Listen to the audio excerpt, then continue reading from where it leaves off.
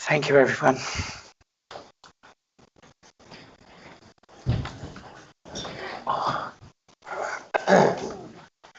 Do we have any apologies?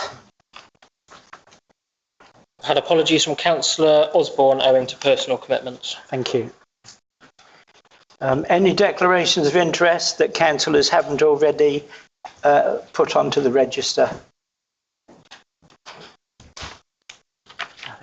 Okay. To approve and sign the minutes of the last meeting as a correct record. I will just put them on the screen now, Your Worship. These were circulated late, so you might want to allow people a bit more time to read them. Sure. While they're on the screen. Yes, there's quite a few pages, actually.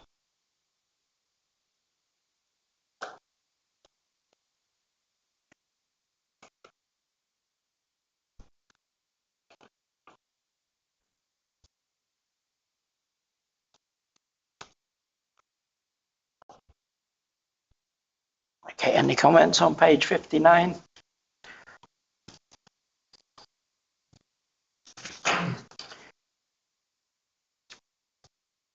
Page 60.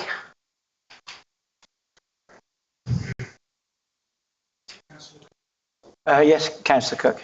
Yeah, sorry. Yeah, you've got a question was raised regarding a spend on Herbie's Field that was answered by the town clerk. Which page are you on? Well, 252. Item 252. Yeah. Got it? Yeah. That must be the question I asked when there was in the income page. There was donations, a sum of donations put in, which, as far as I'm aware from my businesses, donations are not a legitimate income because they're taxable. So I don't know if that question was answered, to be honest, because VAT would be taxed, obviously, if you put it in as income for donations, which are supposed to be a charge. That's the whole point of having donations. Yeah, VAT is not attached to a donation, Councillor Cook, because it's not a fee, but you put a donation in the income lines in your budget. What I would suggest, if you want to have a more detailed discussion, arrange to see the responsible finance officer, because I don't administer the finances on a day-to-day basis. Yeah. But if you arrange to have a meeting with Michelle, I'm sure she'll go through it with you and explain it. I'll do that. Thank you. History, a lot of event organisers would come in with bands, etc., and say, "Oh, we're doing donations, so there's no income. There's no taxable income." Okay. Yeah. Taking about 500 tickets. Thank you. Much. Yeah. Talk with Michelle Phillips, the finance officer. Thank you. We're at page 61.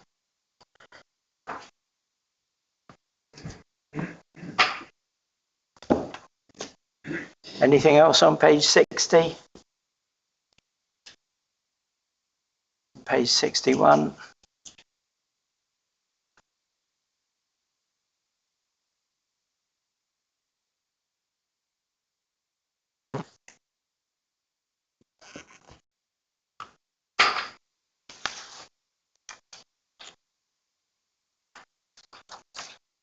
Page 62.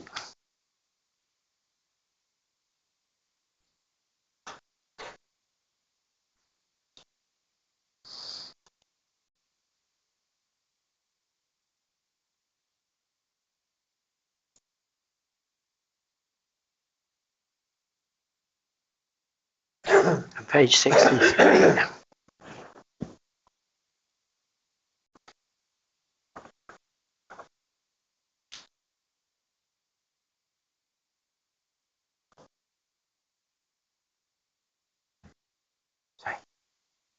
Yeah, which one? Back to page 62. Back to page 62, please.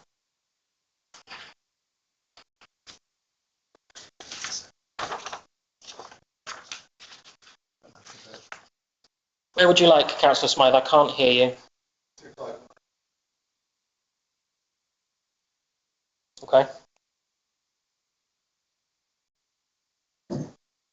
These were just the recommendations that came in the recommendations from advisory committees report. So it's discussed as an agenda item, this one. But this is copied and pasted from the report that comes to councillors before the meeting, this section of the minutes.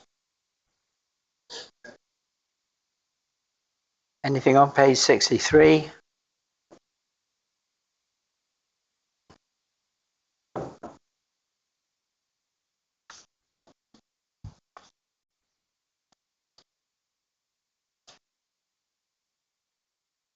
And page 64.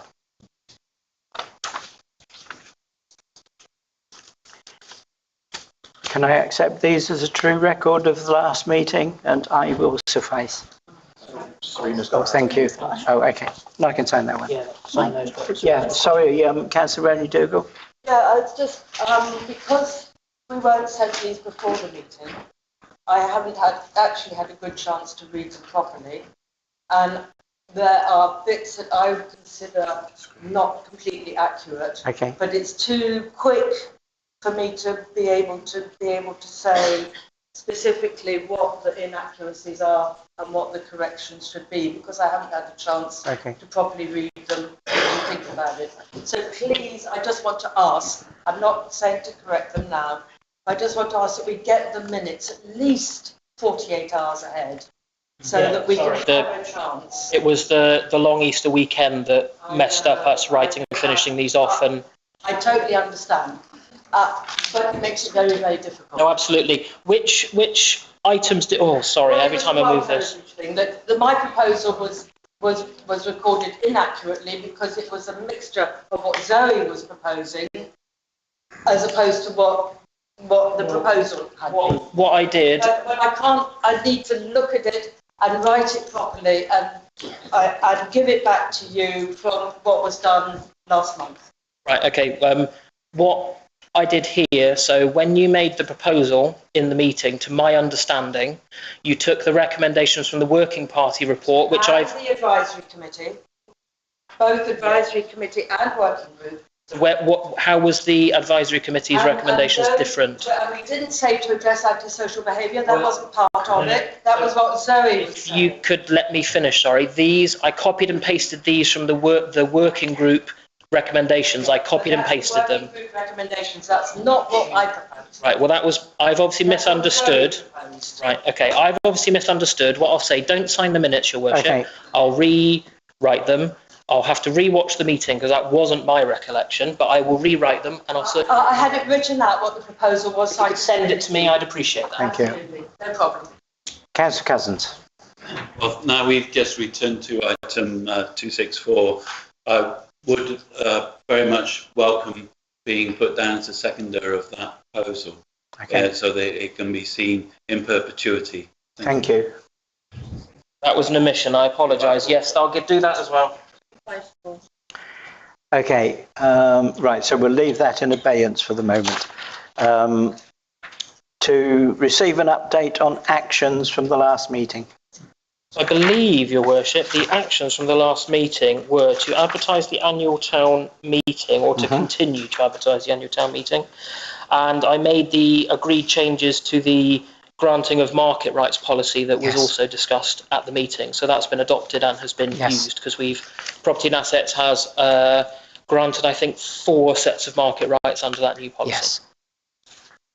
Okay, thank you. Latest crime statistics and an update from the police. The link was circulated in advance. If you let me open it up, Your Worship, but I don't have an update from the police.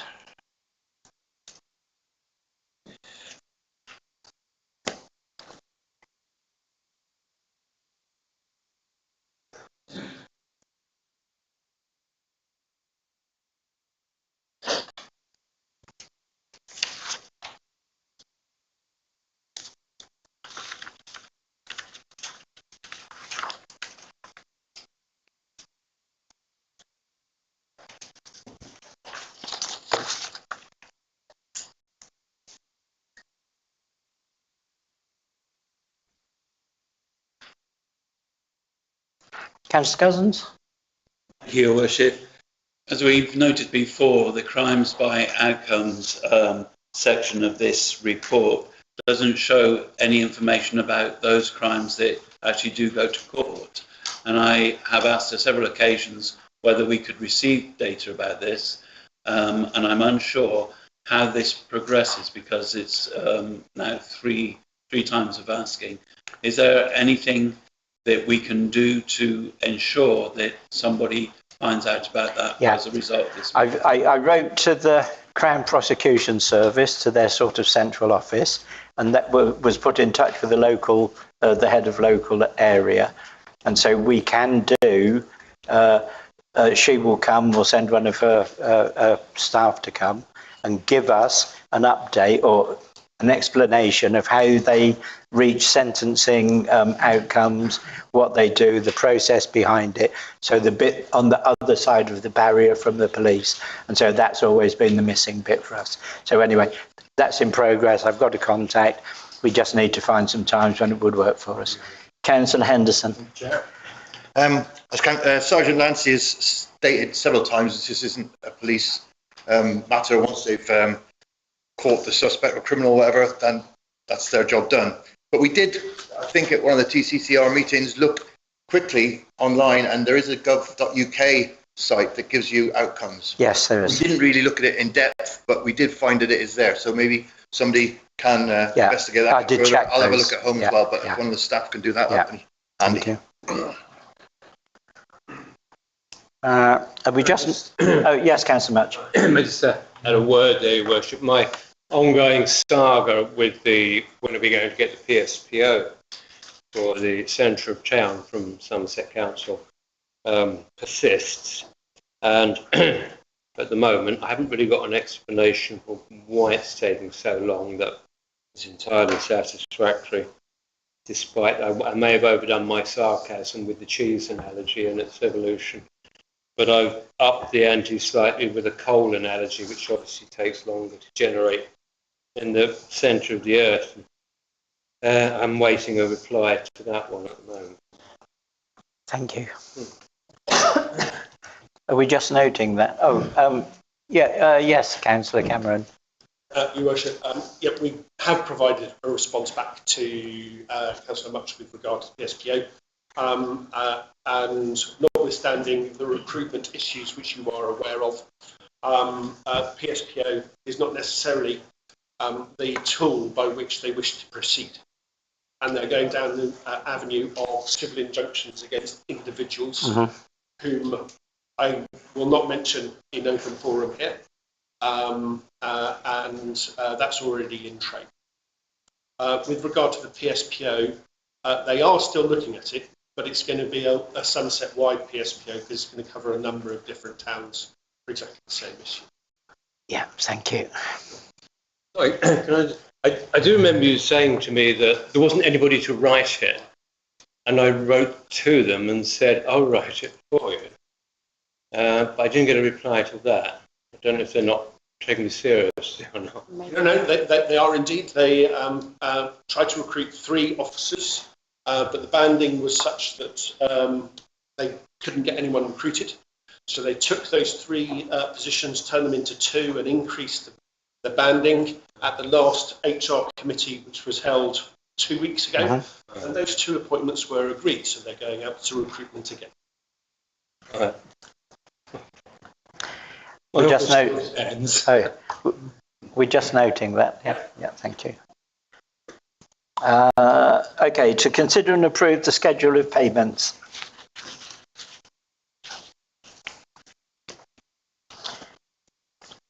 Councillor Napper. Thank you, Your Worship. There are a couple of things I would like to question, and I know I should have got the questions in previously, but I didn't receive the papers until quite late. Can I question the 6730, the Green Gauge building? For heat decarbonisation. Which was 3,000, well, about four grand, which I think is rather expensive. Councillor Napper, is work being undertaken by the Resilience Committee, Your Worship, I believe? Yeah, I think so, yeah. As part of the council's commitment that it's going to reduce the heat demand of the town hall to try and make it more energy efficient. And this was a technical design for how we could achieve that. So as part of the planning application that we've put in. So it was part of the overall project. So I can't comment or perhaps convince you of its value for money, but it was part of that process as part of that project that the Resilience Committee is leading on. And if you have any questions, I'm sure you'd be very welcome at one of their meetings, Councillor Napper. Thank you. The other one then is the Glastonbury Sharpham Rural, the chapel storage rent. Could I have the number, Councillor Napper? Use the St Dunstan's house for that and save ourselves £2,600. Could I have the number, sorry, on the far left column? 6734. You can. 6734. Yes, 6734, yeah. So that is, the town council has rented one of the chapels from the Joint Burial Committee for many, many years, and that stores the equipment needed to maintain the cemetery. So it has equipment in it, and it's done that for many years, and it wouldn't be cost effective to store that equipment elsewhere and transport it to the cemetery when it was needed, but also there's no room for storage in St Dunstan's house at all. That one, as far as I think, is when you go through the gate, like the main gate, turn left, and there's a double green door. I think it's that building there. It's not, Your Worship. It's actually one of the two chapels. Oh, okay, the far chapel. Okay. The other one is Fen Baglass. Fen. There's two of those, which I find quite combined. I know it's step ride and step right up, see the fine attraction and all that kind of thing, but it's quite an amount of money which we're paying, and I just wonder how we're monitoring that and how we're getting value for money. It's not our money, Councillor Napper. It is Local Community Network, the LCN's grant, which we are acting as the bank. So it's not Glastonbury Town Council money. We are just holding it, and that is for the management of the project, and the stakeholders involved in the project have agreed that that's how they'd like to run it. Thank you. And the last one, 6736, Somerset Council, £6,000 for contribution to the extension of the 668 service to Avalon Marshes. That's all part of the same project. That's under the Step Ride and Thrive project as well. That's all grant funding, Councillor Napper. Okay, and will we have a report on the valuation of that, the value of the monies which has been spent? Well, it's for the Local Community Network because it's their project and their money. We are only administering it because they aren't eligible they aren't a body. That's why they're not eligible to hold money for that project. I'm sure if you ask the people running the project, if you'd like to know more about it, I think Councillor Cousins might want to come in on this point. He's been involved in it as part of the stakeholder group, I believe. Maybe not. He might correct me there. I'm sure they will tell you all about it, Councillor Napper, but it's not a Glastonbury Town Council project. We are merely acting as the bank. Thank you for that. Thanks, Your Worship. Councillor Cousins, sorry. Well, just to say, Councillor Napper, there is a steering group made up of members of the LCN, and as a councillor for both Street and Glastonbury, you would be most welcome to be involved in that steering group. I think Charlotte Griffin is the LCN officer that you could contact. I'm sure that your clerk here or your clerk in Street will be able to put you in touch. And Street is obviously interested in this project, which is providing a new bus service out to the Avalon Marshes. So if you'd like to get involved in that, Terry, I'm sure they'd be very, very happy to see you. I will come and see you after this meeting. Thank you, John. Thank you. So I need a proposal and a seconder for that, or not? And I will suffice, but then it's been signed by yourself and the deputy, hasn't it, Your Worship? Yeah. So. Yeah, sorry. So that we accept the schedule of payments, and I will suffice. Aye. Thank you, councillors. Next one is receive the budget monitoring report.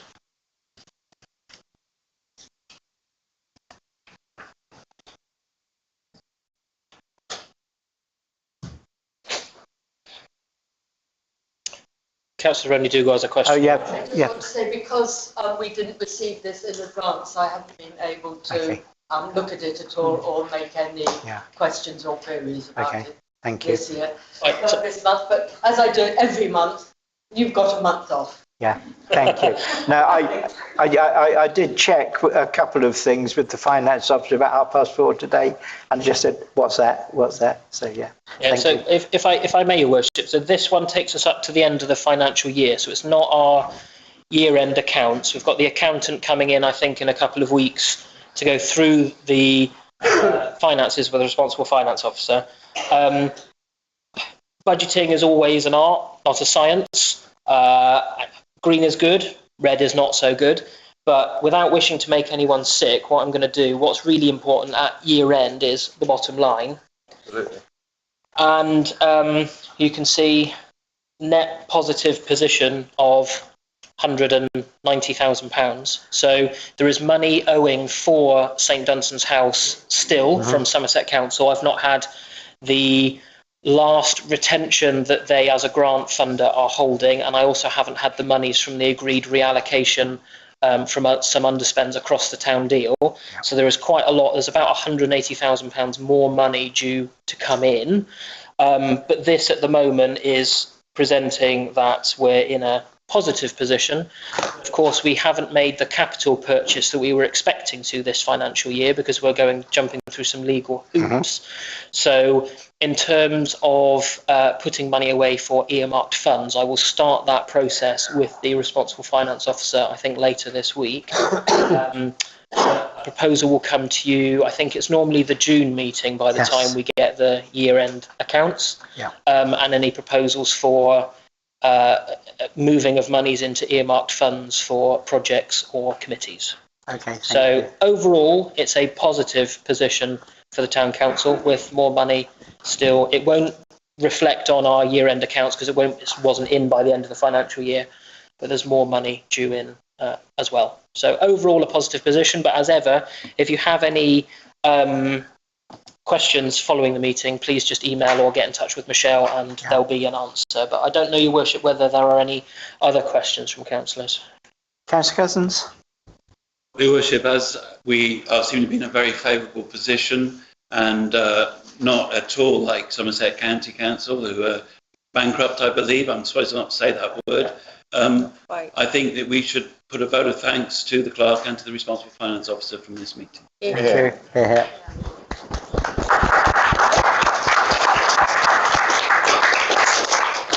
Thank you. Thank you. I'll pass that on to Michelle. Thank you. Okay. Next is an update on St Dunstan's House.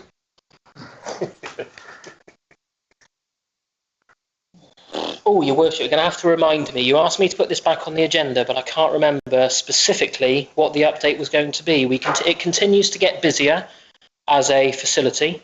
And I'm working with some of our partners at the West Mendip Primary Care Network, as well as partners and stakeholders from the third sector and charities to get more activities, etc., happening in St Dunstan's House. We have a team, the West Mendip, they're called the Hub Team, but they're sort of, there's a bit of social prescribing contained within that, and they're a team that supports people in the West Mendip area, which is Glastonbury, Wells and Street, and some of its rural hinterlands, with health and wellbeing advice and referrals. They are going to be based in the house from the next couple of weeks. Great. And it continues to, as I say, get busier. I was looking actually for a date for an event with some friends of mine in the festival hall, and it's a bit bittersweet to say I couldn't actually find a date because it is getting very busy. So I don't know if there are any other particular questions, but I did outline briefly during the budget monitoring update that there's still money owing from Somerset Council toward the project, and that will put us in a more positive position as well. Thank you, Town Clerk. Yeah, I think the reason we put it on was to see if there was any update in what you've just said, so working with the various health people. Yes, I continue to press lots of buttons, pull lots of levers, and try and attract some grant funding for us to run the house as well. Okay. Next item is to consider and agree for a councillor to sign the bank reconciliations for the period 25th of December to March 2026. So is that to be done tonight? So, Your Worship, it's quite an involved process across multiple bank accounts. Yeah. The process that we've adopted as a council is that at the July meeting, Finance and General Purposes, someone signs them from April to July. Then at the December Finance and General Purposes meeting, someone signs them from August to December. And then at the April full town council meeting, we sign the remaining bank statements from December 2025 to March. So there's quite a few bank accounts and quite a few things to go through. So in terms of a decision for being able to move on with the business of the meeting, I do apologise, if there could be a proposer, seconder and a vote for 1, 2, 3, however many councillors would like to stay behind, and I will go through the different bank accounts. I have to put them up on the screen and we have to check balances on statements, explain variances, and lots of signatures have to be put on. So if we can have a proposer and a seconder for a councillor or a number of councillors who are interested in staying behind and doing that after the meeting, so that they all get signed. That's what we're looking for right now, Your Worship. Okay, thank you. Yeah, I witnessed the December one, so I understand the process. So do we have anybody who wants to stay behind this evening and go through all of the files? Someone has to do it. If it's appropriate, I'm happy to volunteer. So if nobody else wants to, but two of you will have to propose and second me. I propose Michael. Thank you. So all those in favour? Thank you. Just check who seconded that. Sorry, I missed. Councillor Henderson. Very much. Thank you, everybody. You're lucky, Your Worship. Yeah. Okay, a grant application from... So I think this one, Your Worship. So Glastonbury Pride has already been awarded a grant. I believe the grant was awarded it was an amount of money to be redeemed against room hire in the Town Hall, St Dunstan's House. But I believe that the date that obviously that event is being held on, we don't have any space available. So Glastonbury Pride have come back to the Town Council and asked if that award of a grant can be slightly changed to not be redeemable against room hire for the Town Council, but to actually be a payment to them as organisers to be able to find a venue elsewhere for that event. So it's not a new grant application, it's requesting they can change how the condition of how they can spend the money that's already been awarded. Okay, Councillor Henderson. Sure. I think what actually happened was they were hoping to use Tour Leisure for the event and they need to hire a stage. Is that correct? So they just wanted to use the money for the stage hire rather than the room hire. I think it was just a wording really. Yeah. Councillor Napper. Thank you, Your Worship. I didn't catch how much the grant was. No, was it 500? I think off the top of my head, I can't remember. I think it was about £500. Yeah. Thank you. Councillor Cousins. I'd like to propose that we allow them to change the terms of the grant so they can have the stage. Councillor Henderson, second. All those in favour? Thank you, Councillor. Yeah. Any abstentions? Or no? Okay. Any against? Councillor Napper, did you vote then or no? Yeah, no. You voted for? Against? Against? Yeah, Thank you. Sorry. Yeah, no, we haven't said against yet. So you got another vote here. Right, let me start again. All those in favour? Any against? Recorded vote, Your Worship. Thank you. So, 2 against. 3 against. 3. And Who's the Recorded vote, Your Worship. That's got to be said before. Didn't hear that.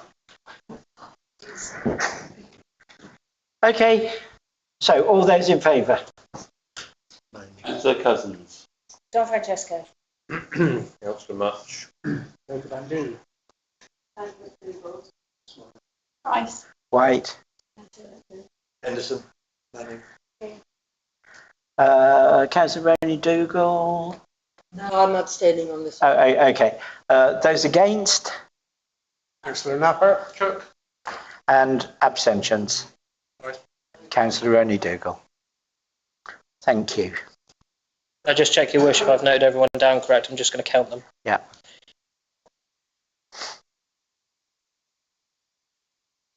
Yes, I've got 1 abstention, 2 against, and the remaining 4, so it's carried by majority. Thank you. Okay, item 11 is to consider a recommendation from Property and Assets Committee to seek to demolish St Dunstan's Cottage in the top corner of the car park, as it is not fit for lawful habitation, it is beyond economical repair, and to replace it with additional parking. So, Your Worship, I've done a brief presentation on this topic to try and explain it to those councillors who aren't on the Property and Assets Committee, but I think that recommendation has outlined the position quite well, if that's ready. Right. So a bit of a sort of timeline to date. So the building was occupied by a tenant until the 9th of May 2023. The building was left in an uninhabitable state, and to be quite frank, it was probably actually uninhabitable before the tenant even left. Quotations were sought for renovations in late 2023, but the building has been used as storage during the significant works to St Dunstan's House until now. So in terms of the building fabric, the building has an energy performance certificate rating of E, and to rent it out you need C. EPC C. Yeah.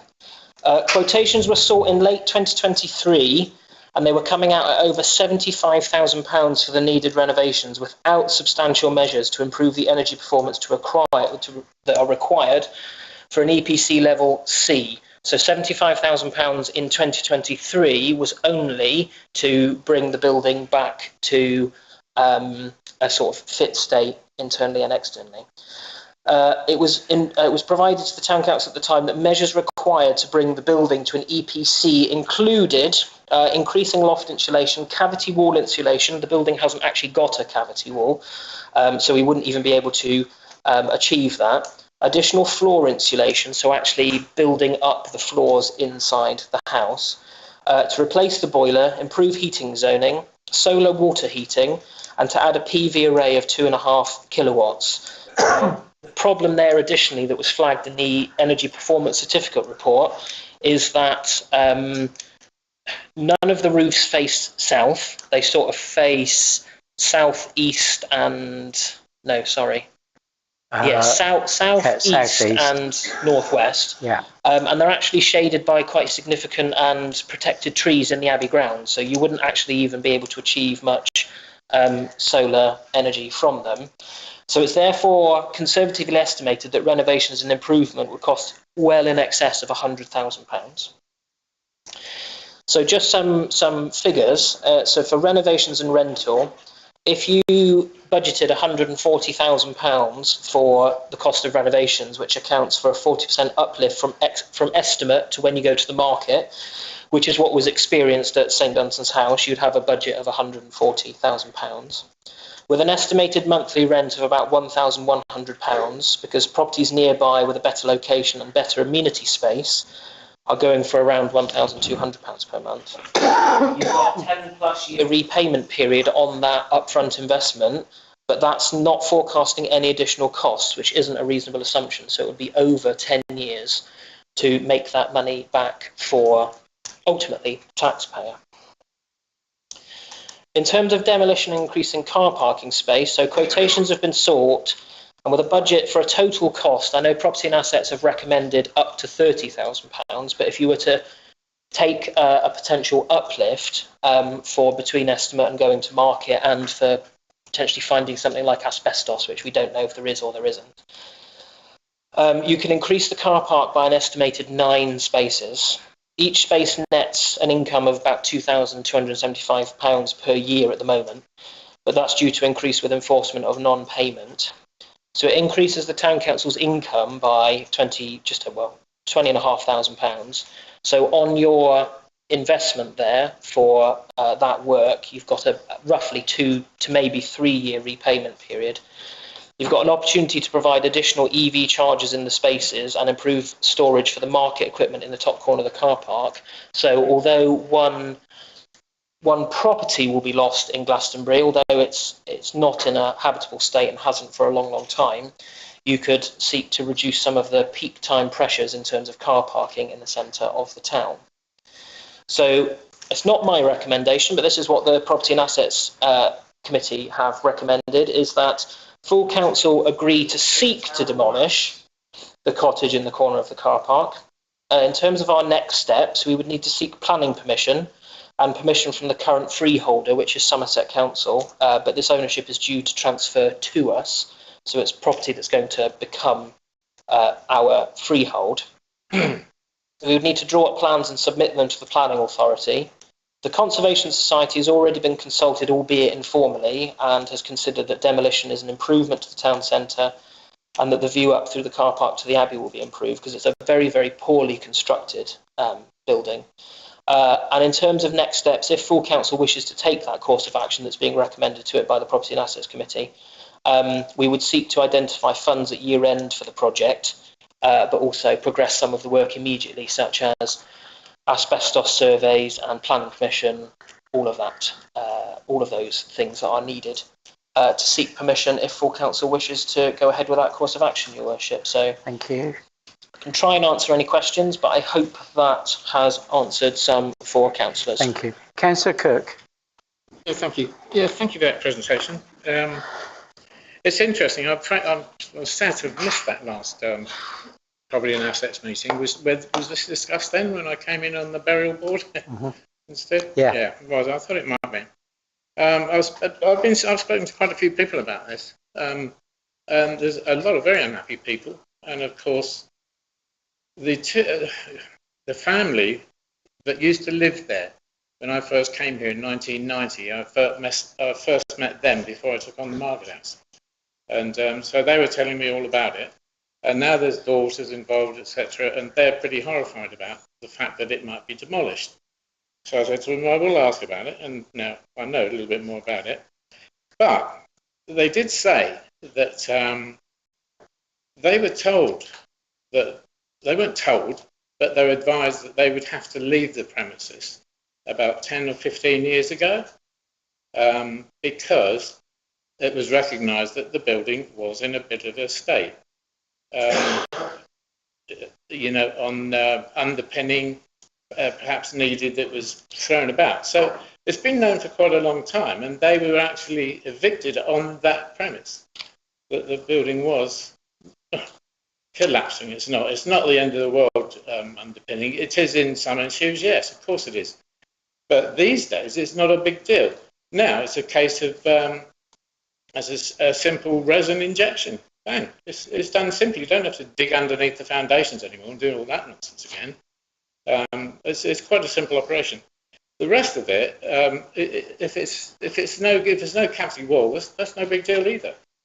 It's not a big deal, and I'm just surprised that it's even being considered for demolition. With a view to the current housing market, and the fact that there is got potential for accommodation, either as accommodation for rental on the same basis or business. I thought we were going to take it on at one point, but clearly not. Business could take it on, with a similar kind of uplift of 12,000 a year. But also there is the additional one of serviced accommodation. Has anybody even looked at that? Does anybody even know what that is? What is it? Serviced accommodation. Well, it's a better, 10 times better than Airbnb. It's a waste of time, Airbnb, for something like that. But serviced accommodation is uplifting the building, the property. I would have done it in the market house. We only had 8 bedrooms, and we could have done something with 3 or 4, but didn't have.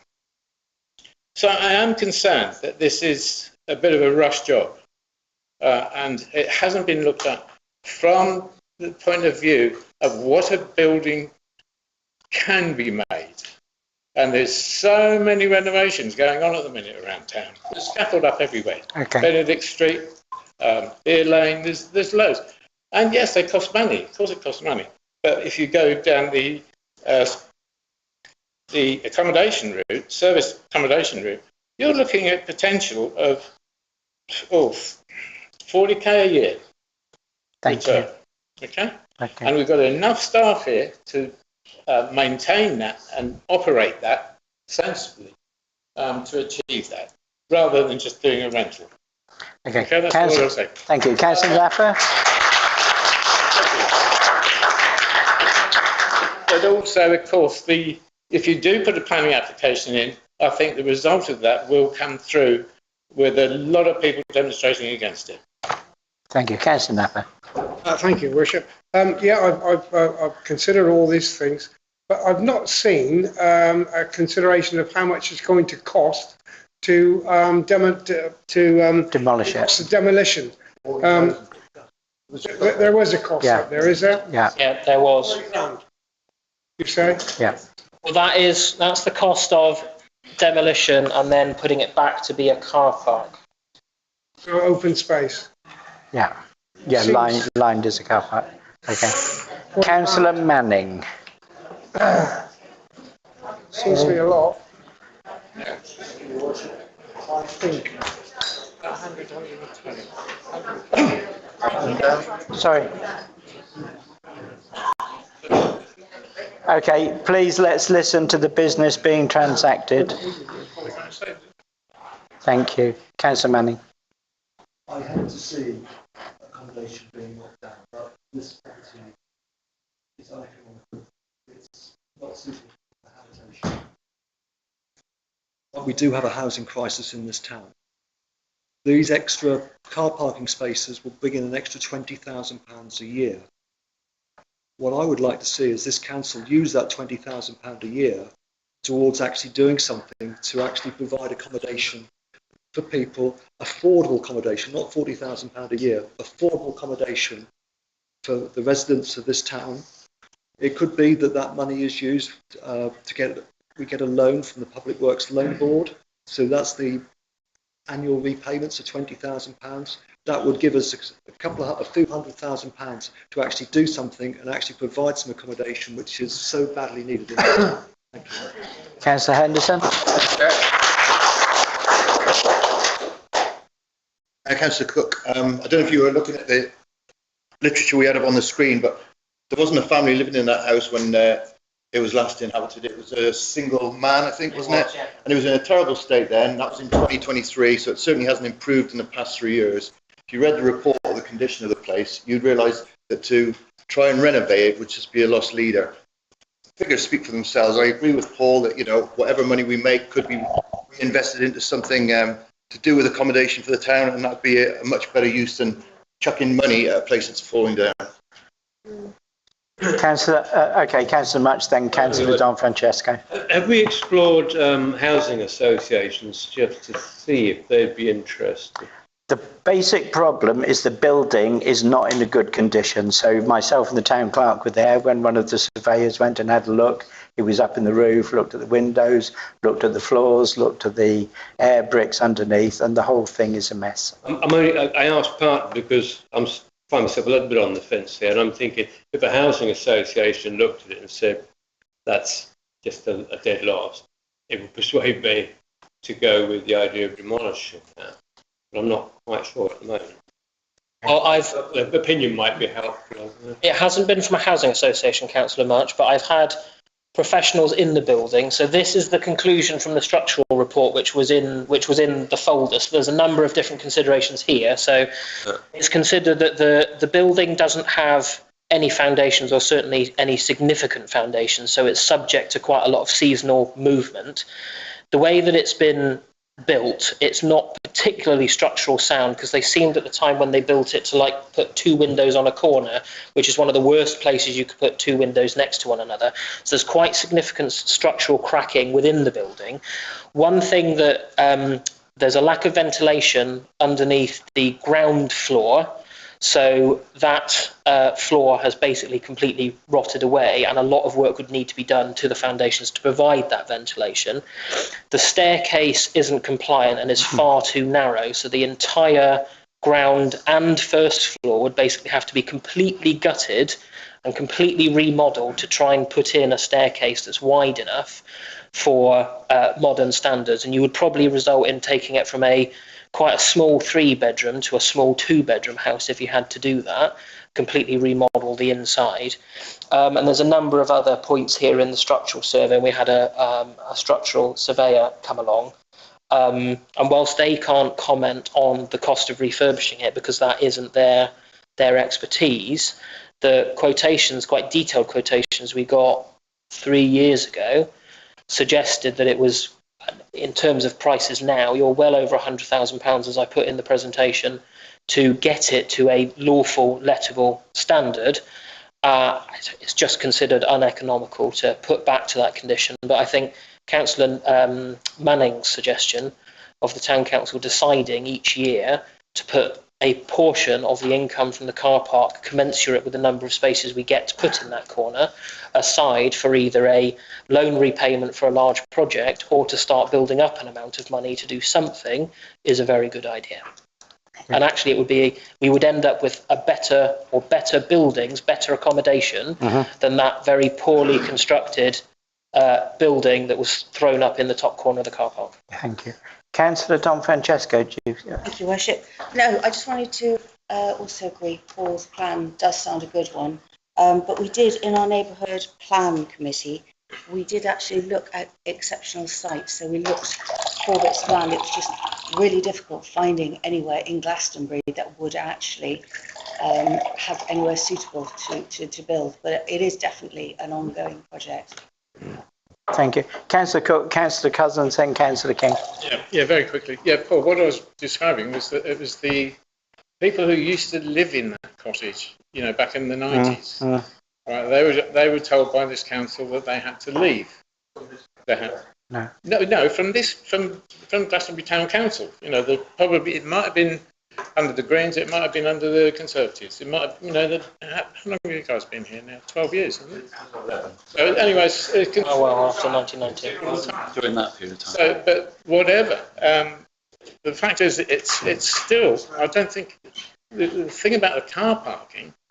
I've noticed we've got all our tractors and machinery out the back here. I mean, I counted 8 spaces there alone. So why don't we move those down to the Beckery, for goodness sake? What are they doing up here? Well, that's in the portion that's the Town Hall car park, Councillor Cook. So, but yes, they will be moved when we purchase something. But that's in the separate section of the Town Hall car park, which is also used by hirers, etc., as opposed to the car park that members of the public can turn up and park in. I counted 8 last time I was up here with 8 of our vehicles there. Yeah, in the Town Hall car park. Yeah. They could go down Beckery. Well, okay. Thank you. Councillor Cousins. How do you vote to Councillor King as she hadn't done it before? Yeah, thank you, Councillor King. Thank you, Worship. I just wanted to inquire about whether or not anyone had considered the possibility of demolishing the building, but building a new one there instead. I mean, because obviously if this building is completely got done for, then does it not make sense to build something else? Because as Indra said, obviously it's difficult to find anywhere to build. And I know there was a suggestion a while back of putting some housing in the car park up in St Edmunds, the St Edmunds Hall car park. Yeah, is there any possibility of visiting something like that and putting that in? Pods, tiny houses, things like that. Yeah. Okay. Councillor McDougall. Just for clarity, there are housing areas that are allocated in the local plan. It's just our neighbourhood plan was not able to add to this because they rejected all our proposals. So there are areas that are due to be built on, allocated from local plan. Thank you. Apologies, Councillor Cousins. Thank you, Your Worship.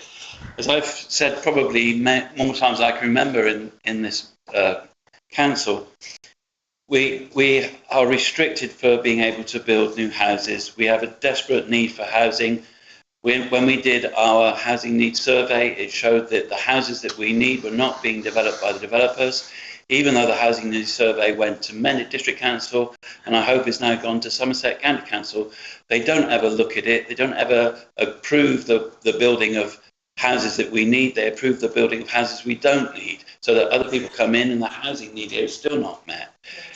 This council could, if it wished to, borrow money from the Public Works Loan Board, and instead of building new houses, could look at houses that come onto the market and could possibly, as I've said many times before, buy those houses and put them into social use.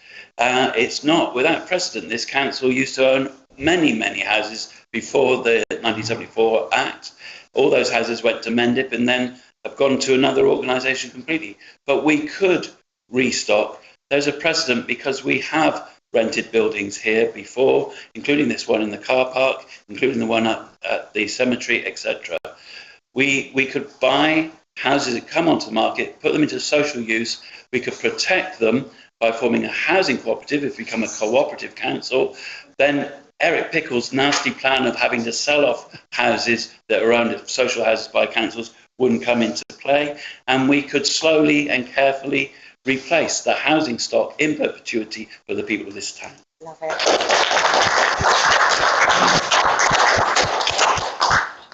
Councillor Napper. Thank you, Worship. Previously, we have bought land to put into residential, but I'm afraid that's been thrown out many times previously, and I think that maybe we should look at this again, because housing is desperately needed in Glastonbury, and we've got an ideal situation out to the west for that purpose. Councillor Locker-Bandu. I think we're all agreed we're really sad to see any house in Glastonbury lost, given the shortage of housing. But I think we're all kind of agreed this particular house, the yellow house, is substandard and destined to remain so. I think I'd like to propose that we accept the clerk's recommendation, knock it down with due ceremony, but ask the Property and Assets Committee, as a matter of urgency, to start looking into how to leverage a slight increase in income to maximise the provision of housing going forwards. Could I just say, Your Worship, that could, if you want to, Councillor Locker-Bandu, that could be wrapped up into your proposal. So you could, for example, propose that the Town Council seeks to knock the cottage down, to demolish it and to replace it with a number of car parking spaces, EV chargers in that corner, and that each year the Town Council is to put an amount of money aside commensurate with how many spaces we get in that corner against the total income from the car park into an earmarked fund for a future housing project, whether that be to use the income to pay against a loan or to use that income to build up a fund to make a purchase without taking out a loan. You wouldn't need to go into that much detail, but you could add into your proposal that the Town Council in the future sets aside an amount of money each year from that corner of the car park. Would you like me to add that into your proposal that I've written down? I'd be happy to add that into my proposal. Thank you. Yes. Okay. Can I just hear from Councillor Cameron? Your Worship, councillors, building on Councillor Cousins' comment, we do have the social and affordable homes programme offered by the government at the moment, which is valued at £27 billion, and that's over the period 2026 to 2036. The window for that opened back in November, closes tomorrow, and that's the first phase. There is a second phase thereafter, but it should be put into the town plan, and we should be able to access that through Somerset in order to assist in the social housing bill. And that fund is specifically for social housing. Thank you. Okay. Is there a proposal for Councillor Locker-Bandu's proposal? Seconder. Councillor Henderson. Councillor Manning seconded. Right. All those in favour of going with Councillor Locker-Bandu's plan proposal? Sorry. Okay. All those against? Sorry, I completely missed the question. Okay. Town Clerk, could you please read Councillor Locker-Bandu's proposal for us? Yes, I can. So Councillor Locker-Bandu proposes that Glastonbury Town Council seeks to demolish St Dunstan's cottage in the corner of the car park, and that in the future the Town Council is to use income commensurate with the that area. I'll tidy up some of the wording, but use income commensurate with the number of spaces that we manage to generate in that area to fund a future housing project. Councillor Manning has seconded. Thank you. Particularly suggesting the Property and Assets Committee takes on to look at it. Okay. With a view to maximising the leveraging the increased income. Yes, I think the Property and Assets Committee can take it on as a topic to look at the detail, but we're just proposing this evening that we seek to knock it down. I can do stuff like have the plans drawn, seek planning permission, etc. And that the town council, because the only body that can make that decision is full council, that we put money aside every year. But then, yes, the Property and Assets Committee will take that on as a topic to look at how that funding in the future is best used. Thank you. Okay, all those in favour? All those against? And any abstentions? One abstention, two Majority, thank you. Yeah, thank you. Okay, and the next one is motion number 12. It is proposed that Glastonbury Town Council applies for associate membership of the Cooperative Councils Innovation Network, CCIN, proposed by Councillor Ronnie Dougal and seconded by Councillor Oakton. Councillor Cousins. Your Worship, I have to ask for some clarity around this. During the public participation, Avalon Community Energy was mentioned and Plotgate was mentioned. I'm a founder director of both of those organisations. I'm also a member of the Red Brick Building, which is a community benefit society. And I am a member of Radstock Co-op as well, which was mentioned. So as I'm a director, as a director of a cooperative, I don't receive any income, but I could be seen to have a pro-cooperative predisposition. So I would like to seek the clerk's advice on whether or not I've got an interest. It's not a pecuniary interest, Councillor Cousins, but if it makes you feel most comfortable, then do feel free to abstain at the vote if you wish to. But as I say, it's not a pecuniary interest. Thank you. Councillor Ronnie Dougal. Hello, shall I speak to Yes, please. Thank you. So, like Councillor Cousins, I have been a member of a cooperative since my early 20s. I really believe in the cooperative movement. I really believe in working together rather than in opposition to people, to find whatever way one possibly can to work as a cooperative. And I've been doing this all of my life. And as was mentioned by Joe Joseph, in Glastonbury, we have lots of different cooperatives already. He mentioned Nationwide, he mentioned Radstock, and other ones. So we've already got this as a strong base within Glastonbury. I really think that the values and the principles of the cooperative movement are what I would like to emphasise as part of what we as a council could embrace. And the cooperative values are those of self-help, self-responsibility, democracy, equality, equity, solidarity, honesty, openness, social responsibility, and caring for others. Now, I look around this council and I see that this is what we as a council do our best to uphold. Already we are doing this. The principles of cooperatives are social partnership, working together with citizens and communities and enterprises and other councils based on a shared sense of responsibility for well-being and mutual benefit. Who can oppose that? Co-production is another of the principles, that we work together as equal partners with the public that we represent as democratically elected representatives. That we engage in democratic engagement. The enterprise and social economy, we've already got that in Glastonbury, but we promote that within Glastonbury as far as we possibly can. And that we maximise our social values. These are really good principles. They're solid principles for communities to work together. And by joining the CCIN membership, these are the principles that we would align with.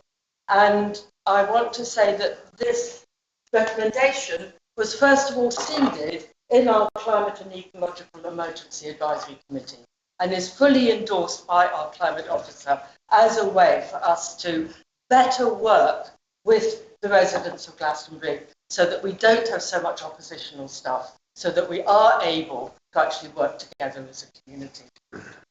So my final thing here is from the Climate Emergency Officer that she sent out, and she says, I'm just going to give her summary, that she believes that joining the CCIO would be a crucial step if Glastonbury Town Council is to be serious about improving the ways that it engages with our community and makes decisions openly.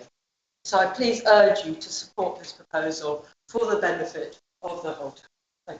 Thank you. Councillor Oden, do you want to add anything?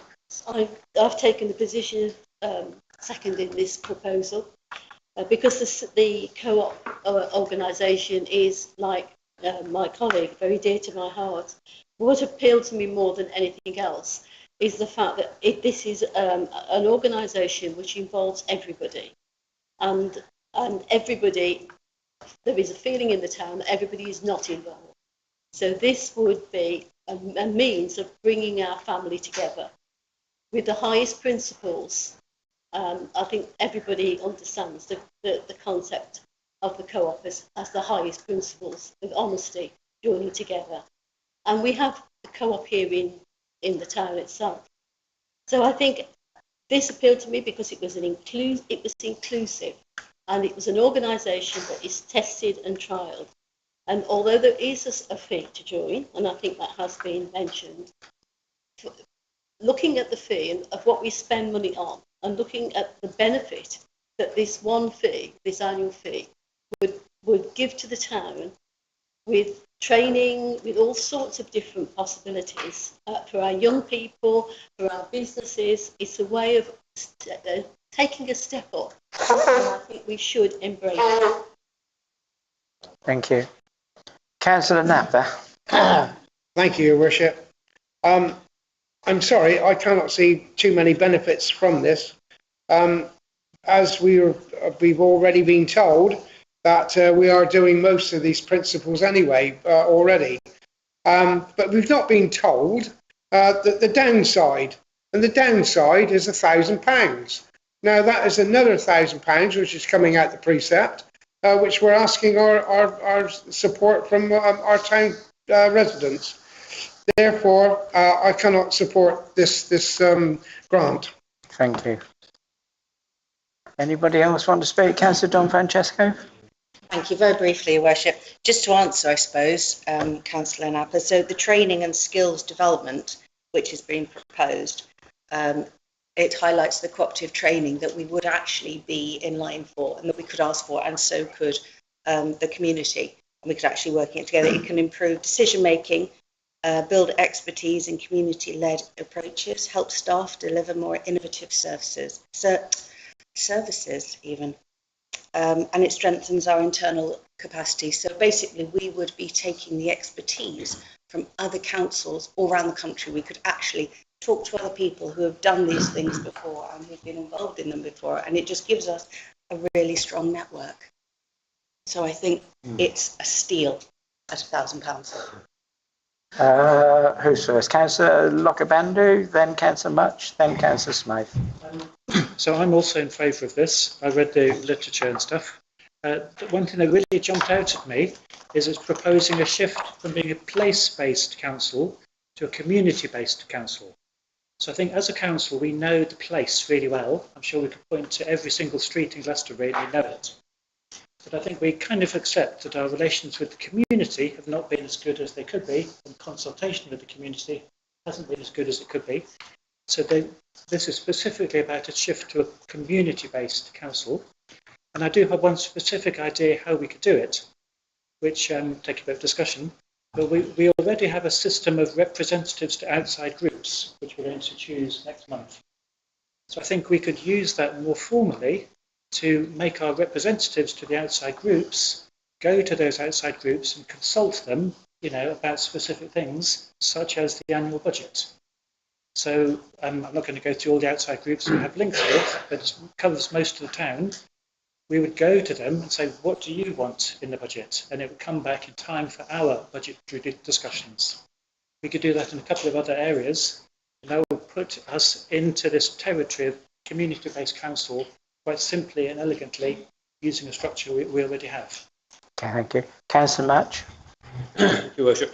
I'm sort of instinctively inclined to vote for the motion because I've heard fine words which mirror the kind of sentiments I've always thought were valuable about community. If I had to go down the road and explain to somebody exactly what it meant, I'd struggle. I can't get a handle exactly on what we're buying into. I need to get an illustration. Here's what we're paying for, or this is precisely the outcome that will result from this. So I don't know if anybody can. I don't know if anybody can actually help me with that. Next up was Councillor Smythe, and then and then Councillor MacDougall. Councillor Smythe. Thank you, Your Worship. I too would like to support this motion, this proposal, for all the reasons stated. I'd also like to point out that our last decision, which was to demolish St Dunstan's Cottage for all the right reasons, and to put the £20,000 generated into a fund for housing, exploring social housing in Glastonbury. Not only it generated £20,000, it saved us £2,500 a year on expenses on the empty property. So I think £1,000 of that well worth spent on this proposal. Thank you. Councillor MacDougall. Right. Finally, my psychology degree comes into play. Thank you.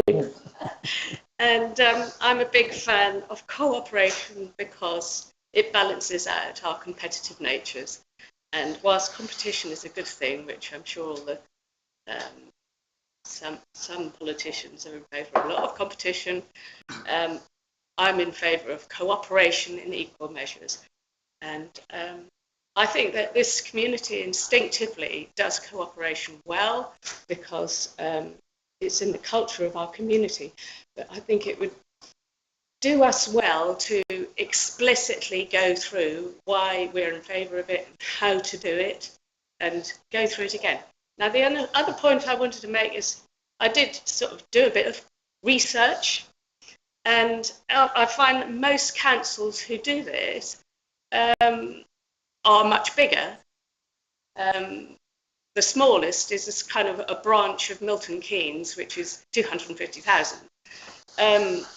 But it calls itself a community council. Now, whilst we are good in this town at doing this stuff, we're also extremely bad in certain areas.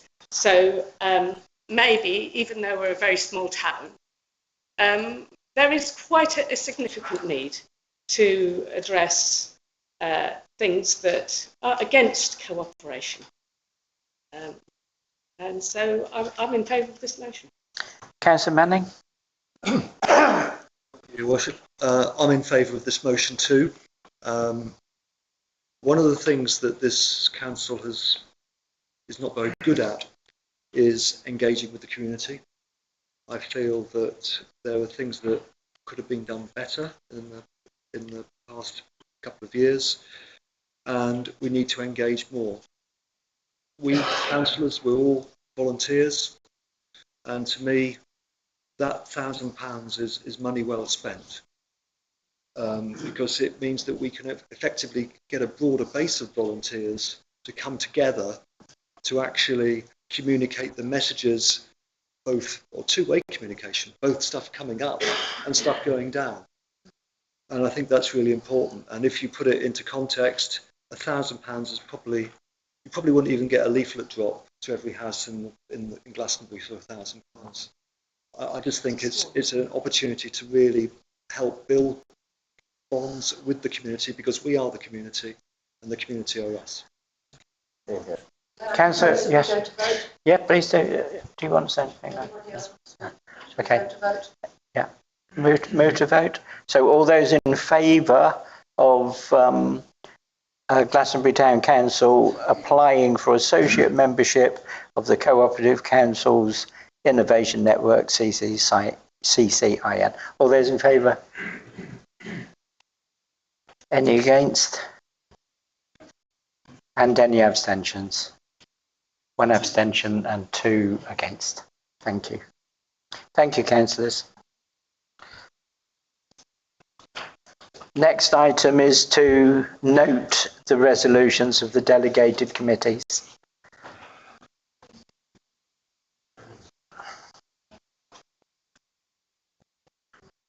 Your Worship, I'll just get the report now.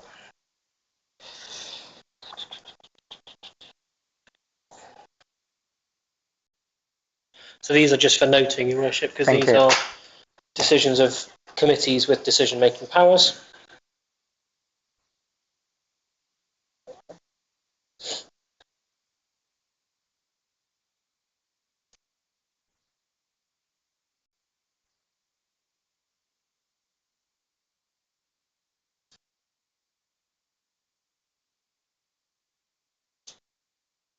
Oh yeah, that was a bit about the parking then.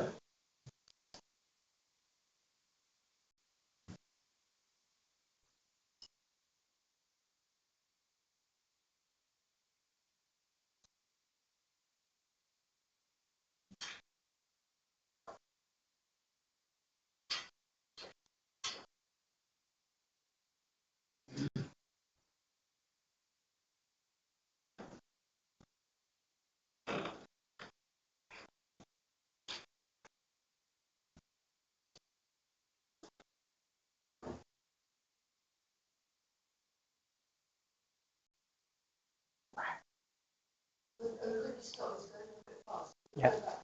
I've been speed reading, but can you go back just a little bit? Yes. Okay.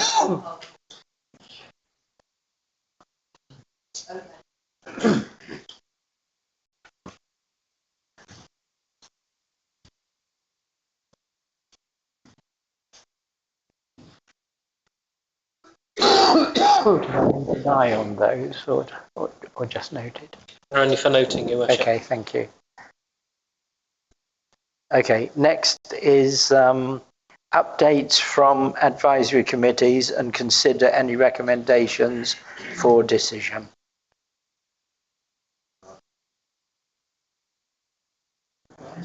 There haven't been any. You've had many delegated decision meetings, but no advisory committee. Oh, okay. Cool, thank you. Unitary councillor reports. We have the excellent and extensive report from Councillor Cameron. Thank you very much indeed. Did we have anything from Councillor Hart? Oh, thank you. I haven't had anything in advance of the meeting, Your Worship. Thank you. Councillor Napper. Thank you, Your Worship.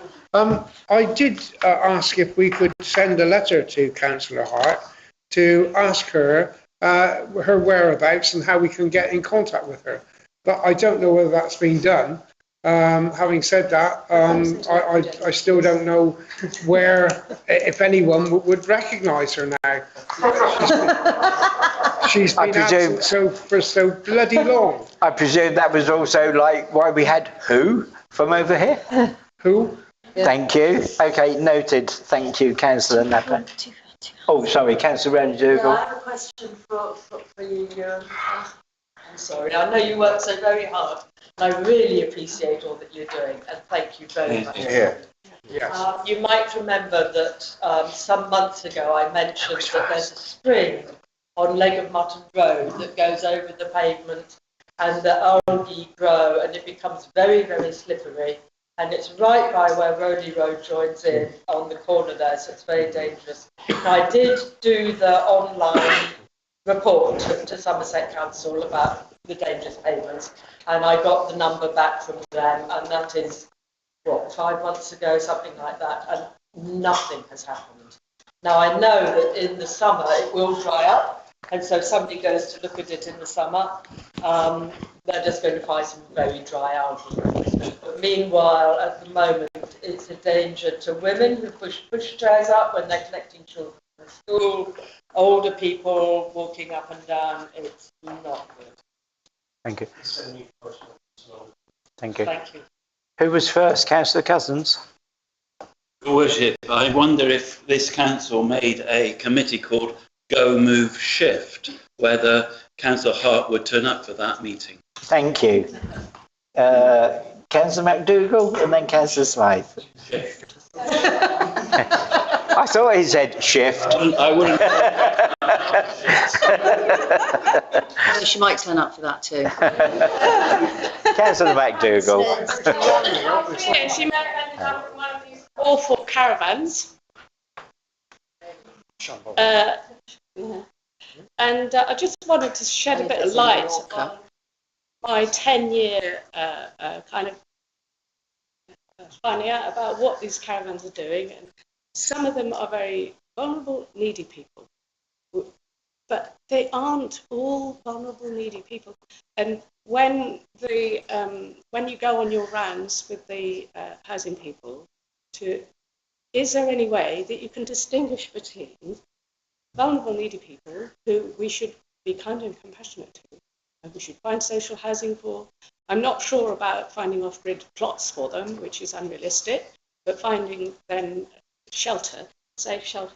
But some of them, I'm sorry to say, are used for storage. Some are used so house owners can go and get in a caravan and rent out their house. This is pretty common. I mean, it's a business opportunity, but, you know, this is partly why we have caravans all over the place, in places they should not be, and upsetting just ordinary homeowners or people in rental properties who don't want to see a whole lot of caravans outside their house. I mean, in the right place, it's okay, you know, and then, of course, the really substandard caravans that are really not good places for people to live in. And landlords are dumping caravans and charging ridiculous amounts for places that are not fit for human habitation. So can we just, is there a way of distinguishing between all these different things? Because the people who are needy are getting targeted by the rest of, you know, there's a whole spectrum of what's going on, and the people who are needy should not be targeted if there's other stuff going on like that.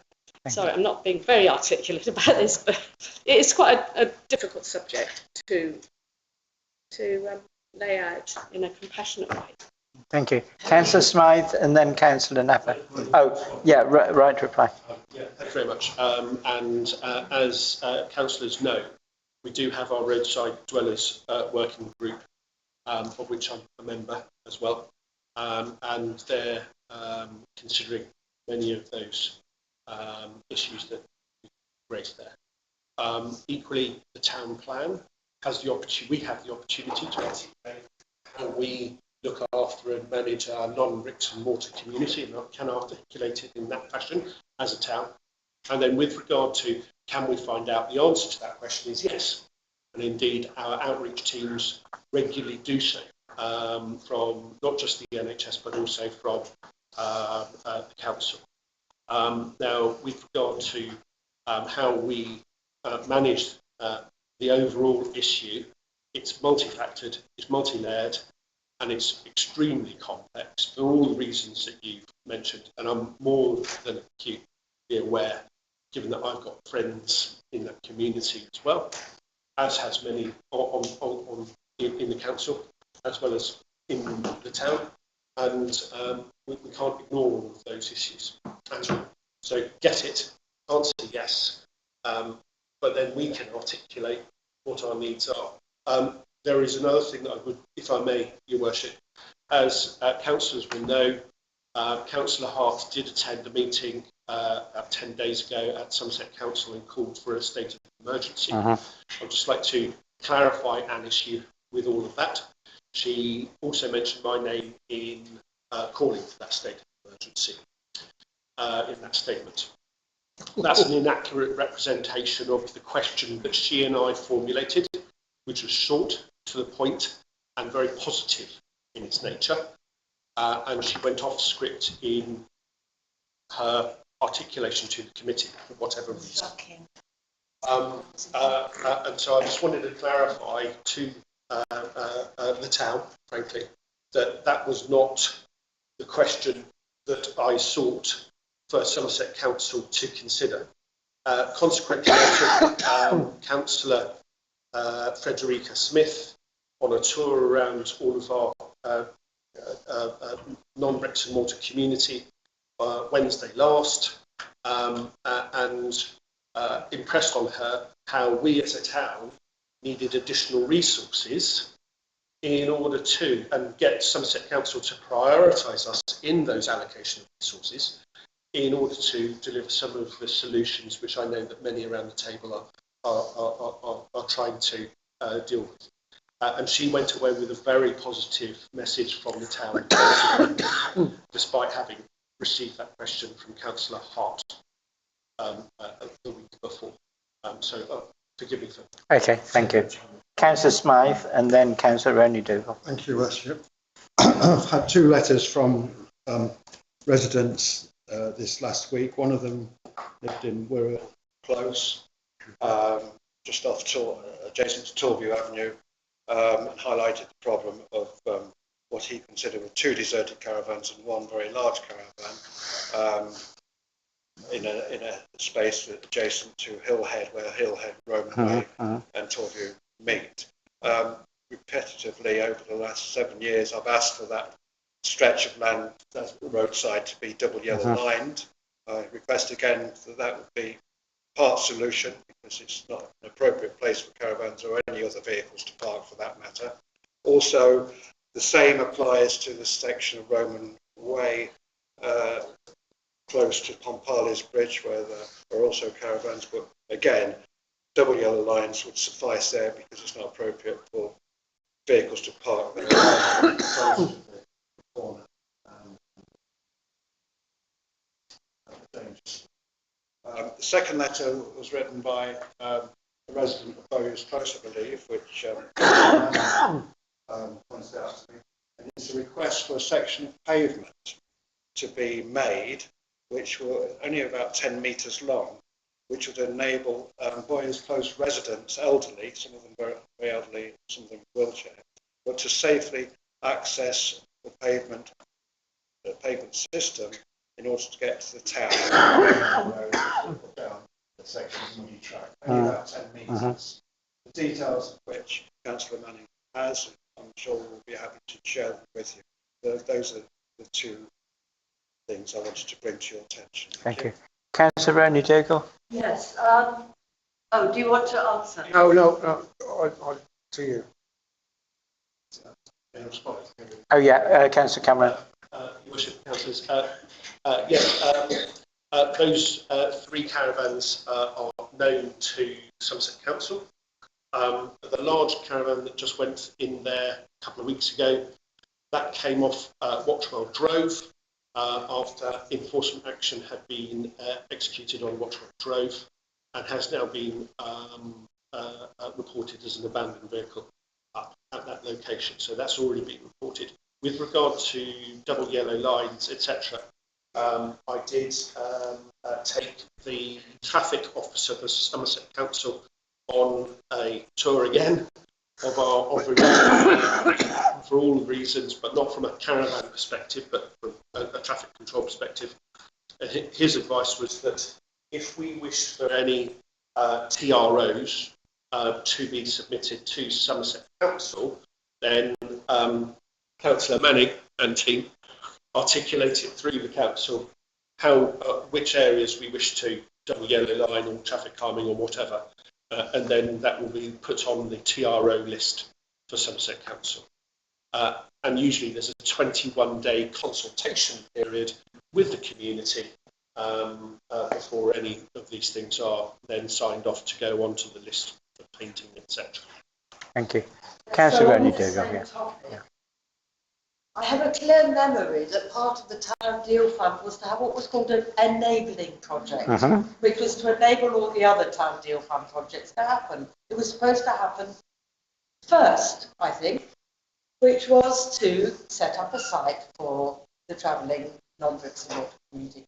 Does anybody have any idea if anything is happening with regard to this? Yeah. Okay. So it's still progressing. That they had someone who was going to manage it, so as an enabling site, and that person left last year. Then WPS, I think it is, WPS, have taken over. They have done all of the relevant surveys. There's an issue at the moment with sewerage, as far as I understand, that is coming from Bride's Yard somehow, crossing in to the side of the coal yard. But that project is still unfolding. Will it happen within the next year? Because I sincerely hope so, yeah. Councillor Cameron. Yes, is the answer. As Your Worship has said, there is an issue with sewage. The Environmental Health team has been tasked to go and do an inspection. The project officer who's overseeing the enabling project informed me that the intent is to put in the planning permission during Q1 of this financial year. So that's April about July. June, July. And then with regard to will it be done, well, the funding does have a envelope by which time it has to be committed. And that's by the end of this financial year, it has to be committed. Noted, committed is not the same as spent. Yeah. Okay, but it does need to be spent and completed within the further financial year after. Yeah. So as long as it's committed. Yeah, work is happening on it. Yeah. Thank you. Councillor Don Francesco. Oh, Councillor King. I've got a few additional points. I just wanted to say, Councillor Smythe, that they're not going to be able to paint the WO lines on it if the caravans are there. So it's going to be a bit of a difficult thing to actually do. So you'd have to move them and then paint it. I'm not quite sure how that's going to work. But anyway, I've had someone from Bovetown speak to me about issues of speeding on Bovetown, and I think that this really highlights the weird way in which our 20-mile-per-hour limit was put in, because there are a lot of roads that aren't included, and some roads where, like for example, if you drive down St Edmunds Road from Wells Road, there is no indication that that is a 30-mile-an-hour zone, because there's no signage on it. But when you get to the end and you get to Archer's Way, there's a bit there that says that bit's 20 mile an hour just to the left. A lot of it doesn't make a lot of sense, and obviously North Road Street's been excluded, and obviously it's the bottom of Bovetown where it suddenly becomes 20 miles an hour. Now this resident lives on that bit of, on that driveway, the one when you're heading up past Bushy Cooman. There's this really long driveway that comes down. Yeah. And he says there's been a lot of instances with people speeding where there's been very, very near misses, and he's really concerned about what we can do about this issue before something really horrendous happens there. So I was wondering how that could be proceeded with. And he's also saying that the brambles on Jacob's Ladder are getting extremely overgrown, and they're also going to cause injuries. So there's those two things, and I don't know how to how we need to go forward with that. But I'm hoping that you might have some ideas. Okay, thank you. Councillor Cousins. If you read your highway code, you'll see that 30-mile-an-hour limit in a urban area doesn't need to have repeater signs to say it's 30-mile-an-hour limit. So if you're driving along a road with lampposts in a built-up area and there's no speed limit, it's 30 miles an hour. But it says 20 before it. If there will be a sign saying 30 when the 20 finishes, but there won't be repeater signs for 30, only for 20. Okay, it is very confusing. Councillor Henderson. Thank you, Chair. Ewan, mentioning the TROs, we were in past years given a little window where we had to get our list in. It usually was around about October-ish time. Is that still the same principle? Because we used to sort of have a collective chat and put our requests in, and whoever took them away, and maybe two of them were followed through. But it has changed. It used to be an annual submission, it's now a quarterly submission. Thank you. The advice I've been given is get them in as soon as you can. Thank you. Yeah, I did have a discussion with Councillor Lation not long ago, and so we've had a long-standing one with like that corner just by Morrison's and on the corner. So they suddenly have disappeared off the list. So that's what Liz said. And so I imagine some of the other ones as well. Councillor Don Francesco. Thank you, Worship. Yes, this is to our lovely county councillor. So this is some residents from Pound Close. They're asking, basically there's vehicles that are parked there constantly. There's no parking restrictions there, but they are sworn. Statutory off-road notice. Sworn. Yeah. Sworn, okay. They're sworn, but they're still there and they're still driving them around, and they're also sort of parking there. There's been people there I did ask our friendly traffic warden about all this, and he was basically saying to ask our friendly county councillor, request Somerset Council to create a suitable traffic regulation order for Pound Close. This would allow regular daily enforcement by the wardens, because they said there's not much they can do because there isn't any enforcement down there, but all of Pound Close. It's a little bit of a sort of lovely hidden dead endy thing. And there's just cars constantly kind of parked. They're usually overnight, vans overnight, but and they've been untaxed. So how do I do that, please? Absolutely. So untaxed vehicles off-road, un-MOT'd vehicles, those are all DVLA issues. And you do as you do with all of these other things, report it online, and that then gets dealt with by DVLA. It's not a criminal matter, so the police won't be involved, and it's not a Somerset Council matter either in that respect. With regard to parking bays and other sorts of things, again, it's through our own illustrious councillor Manning and through our own committees to make those TRO advisories up to Somerset Council. Traffic regulation order. Yeah. Same as traffic regulation order, TRO. Yeah. Oh, yes, Councillor Smythe. Any councillor can draw it to the attention of the county councillor. Politely request that you deal with it. Councillor Manning is not responsible for reporting some of the other lines of highway things. I'm not suggesting that. What I'm suggesting is we have our own highways committee. No. Okay, thank you. Councillor Napper? Thank you, Worship. County Council. At top of town, there's a service trench being dug, and I think it's nearly about 6 inches. It's gone down more. Could someone please put some concrete or tarmac into that one? It's quite a deep divot. Thank you. Thank you. Councillor McDougall. In Chalkpole Street, the National Grid are doing some road, and we've got at the top of Cottle Close, they never did the drop curb properly, so when you turn left out of Cottle Close, you go over a pavement basically. Is there any way that that very small piece of work could be done while National Grid are there? They're going there this week. Yeah, absolutely. So it's just reporting through the same mechanism. Highway deficiencies. Yeah, I report them.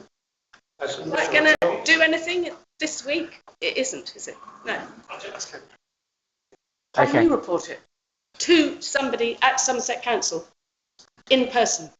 That's the only way it's going to be done. Your Worship, the way that it works is that we as community members report issues of our highways using the correct methodology, i.e. front page of Somerset Council.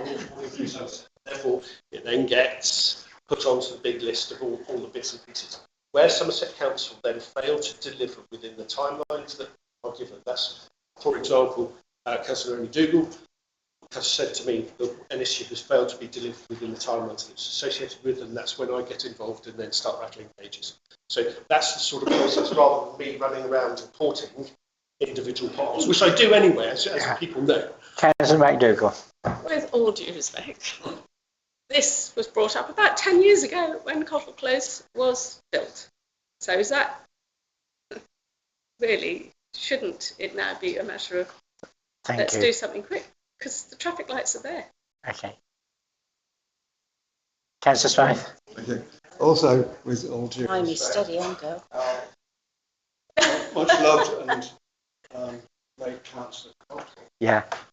Took it upon himself to report it on our behalf, and it had much greater effect. Your predecessor. Yeah. Thank you. Okay, I'm going to move on. Updates from lead councillors and representatives to outside bodies. Is there anything that needs outside bodies? Is there anything to say, like fair trade or town deal? Well, I don't have a prepared statement unless anybody else wants to say one. We're going to meet and review, and we're going to have outcomes like a river charter, some citizen science. We've got a website that's put together, which I don't have on the top of my head, but okay. I'd just like to help out here. Yes, say it was on the back of a very successful Living Brew Day last Saturday on the 28th of March, and with great help and assistance and organising from particularly Melissa over there and other councillors.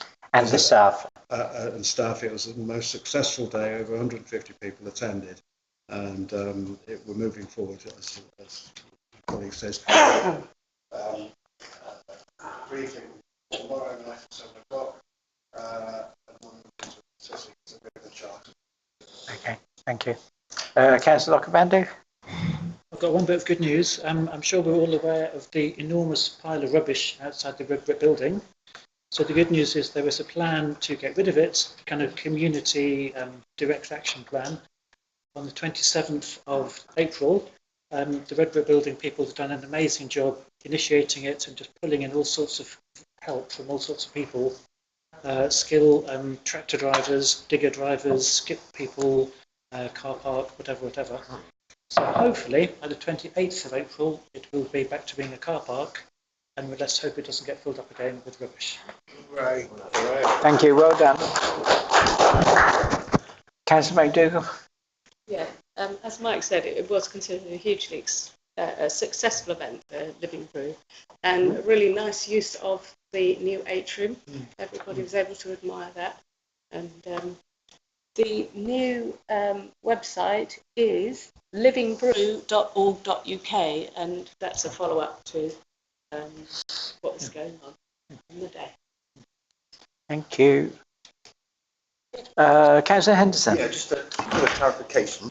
I saw that announcement about clearing the rubbish at the Red Brick LB, Yes. and that is the 27th of April, Yes. which is a Monday, which seemed to me to be an odd day. I don't know why they chose it, but Okay, but that is right. Okay, because I did ask the question, was that correct? And I have not replied. So that's right. Okay, thanks. I had 28th as well, but maybe 28th is the... You got 27th. Okay, great. Okay. I think it's on a Monday because I get it professional diggers. Okay. Okay. Okay. It has to be on a working Yeah, day. sure. Okay. Right. Tail end of that. Okay. Announcements. The one that I have got now, I didn't know this gentleman, but Andy Willis. Yeah. So the reason the flag is at half mast is because John Coles came in and said Andy Willis had passed away.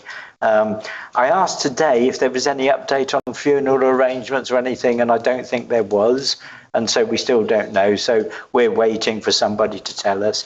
When we do, we'll send a note round to councillors. Councillor Don Francesco? Thank you. I just want to note a coincidence. The lovely family who have put themselves forward to help with the rubbish from the Red Brick are also related to Andy Willis. Yeah, exactly. Yeah. Okay. Yeah.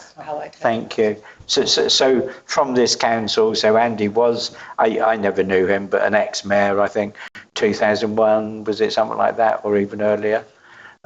So if any of you know and sort of want to say a few words, more than happy for that. But otherwise, we as a council, send condolences to the family.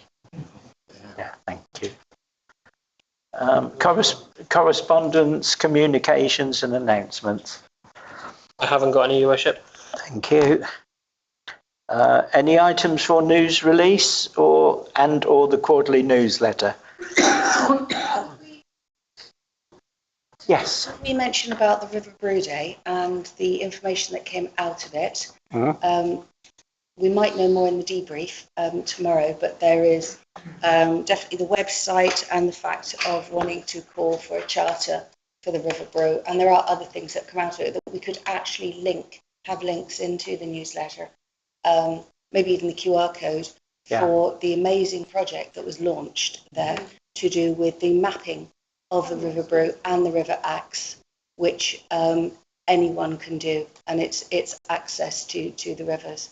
I don't know if we want to do a little write-up or anything. Okay. But yes. Thank you. Councillor McDougall, then Councillor Manning.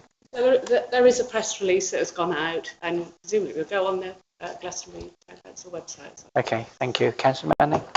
I spoke earlier about the importance of communication. There's two things we decided this evening. One was to join CCIN. Yeah. The other was to demolish the cottage and the car park.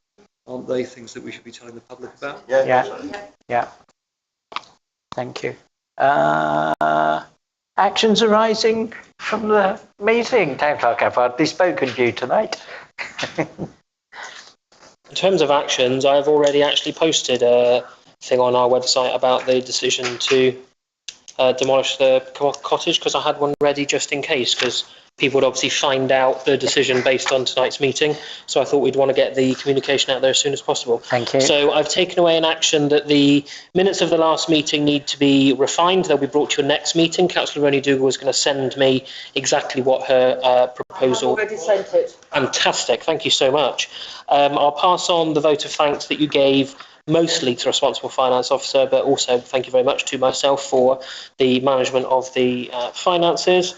I've taken an action that yourself, Your Worship, you're going to stay after this meeting. Lucky you to do the bank reconciliations with myself. There's an action that we will let the organisers of Glastonbury Pride know that they can draw down their grant as a payment rather than against room hire.